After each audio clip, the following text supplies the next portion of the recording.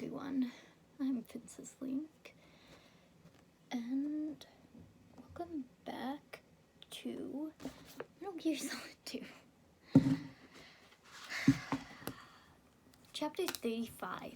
Jack, my son, Solidus said, my clone brothers and I are called monsters, replicates of evil genes. We are one of a kind, but still a monster shaped by a dark and secret history. We need to decide which monstrosity will have the privilege of survival. Raiden knew he couldn't refuse to fight. For some reason, he felt responsible to Olga for the life of her child. By the way, Jack, his foster father said, I was the one who killed your parents. This revelation caught Raiden off guard. I claimed you for my own and raised you as a soldier in the army of the devil. I am your foster father, and your worst enemy. Why? Was all Raiden could think to ask. Because I needed to know whether we were really someone else's creation. We're repeating history, Jack. Liquid and Solid hunted down Big Boss, trying to sever the tie that bound them to him. Actually, Big Boss just flat out tried to murder Dave for like no reason. Twice? She's like, I'm sorry, what are you doing? Why are you trying to murder your son? Anyway. Unless you kill me and face your past, Jack, you will never escape. You will stay in the endless loop, your own double helix. It's time we were both free. Raiden's high-frequency ninja blade lay at Solidus's feet. He picked it up and tossed it to his foe. The blade buried its point in the roof directly in front of its master. Raiden grabbed the hilt and held the sword aloft.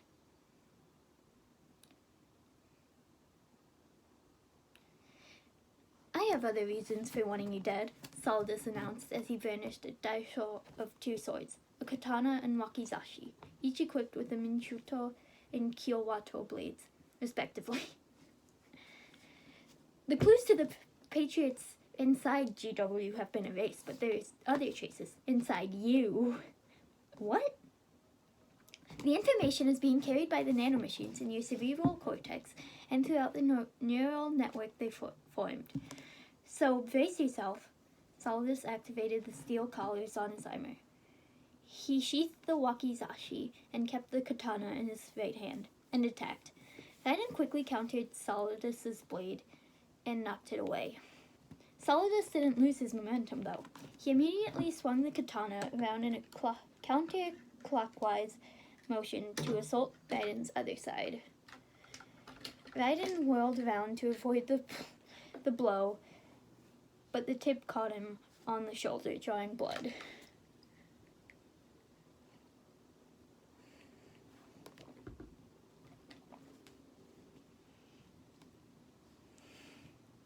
Solidus wasn't beyond cheating. He activated the accelerator in his suit and aimed the blast at Raiden. The operative was forced to perform his torso-axial leap to prevent the flames from hitting him. Nevertheless, he felt the heat singe his skull suit. Then one of Solidus's tentacles opened a claw and shot a small missile at his opponent. What? I don't know what she's doing. Where was I? Raiden ducked just in time. The missile exploded behind him on the far side of the roof. I mean, all I want to do is sword fight the president on top of a building. Doesn't matter what building, just any building. Literally any building. Anyway, it was time for an offensive maneuver. Raiden charged at Solidus with the high-frequency blade outstretched. Solidus hadn't expected the young man to recover so quickly from his attacks, and was caught by surprise. Raiden's blade slashed Solidus's left arm, slicing through the armor and severing a network of arteries. Solidus grunted in pain and brought the katana down toward Raiden's right shoulder. Raiden deftly blocked the blade with his own, creating spikes. They stood in close proximity for several seconds, their swords clanging and clashing with the fury of a thunderstorm. Finally, Raiden rolled out of the melee under Solidus' arm, landed on his feet, and attempted to strike his opponent in the back along the armor's spinal cord. It was probably the only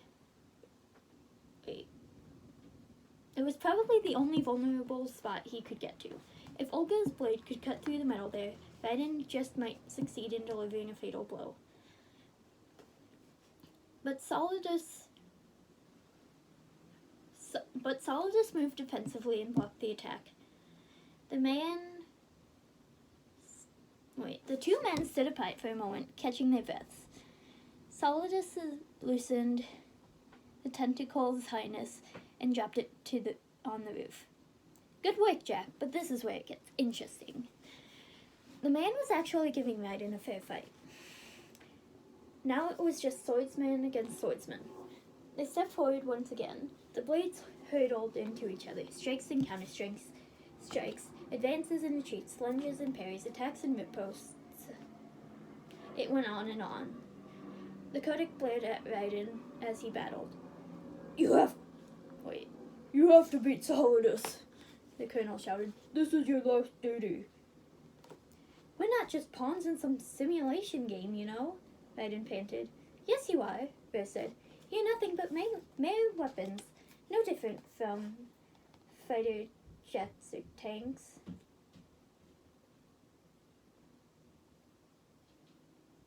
The old model destroyed 4 years ago was Rex, the colonel continued.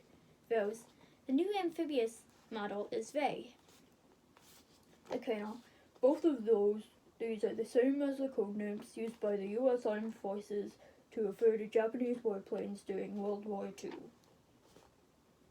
Rose, your codename, Raiden, also comes from the Japanese Navy's name for one of its interceptors. Stop it!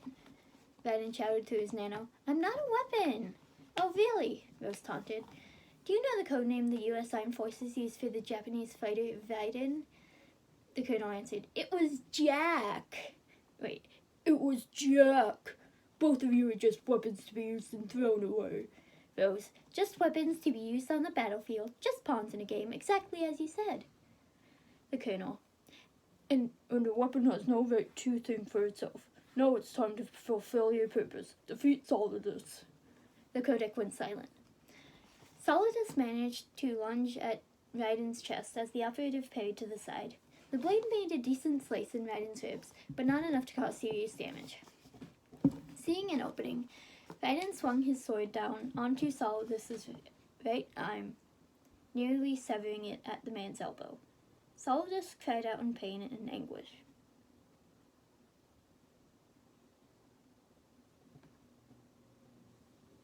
He dropped the katana and retreated. He clutched the wounded arm as blood spurted out of it. He glared at his opponent in shock and anger. His right arm was useless. Nevertheless, he drew the wakizashi with his left hand and charged. Raiden made a slight retreat, enough to allow his opponent to step within range. Shut up. Notification. I need to turn off some of these freaking notifications. Anyway. He then lunged hard with his blade, penetrating Solidus' chest just below the ribcage. Solidus vocalized his agony, but quickly countered with a parry that knocked Raiden off balance. The operative used the point of his sword against the roof to stabilize himself, performed a cartwheel over the hill, and landed on his feet. Solidus was already rushing him, but the man was damaged and weak. It wasn't difficult for Raiden to step aside and just deliver the death blow on the muscle suit's Achilles tendon, the spine. I think you mean Achilles heel, not tendon, because this is in your ankle. What are you talking about?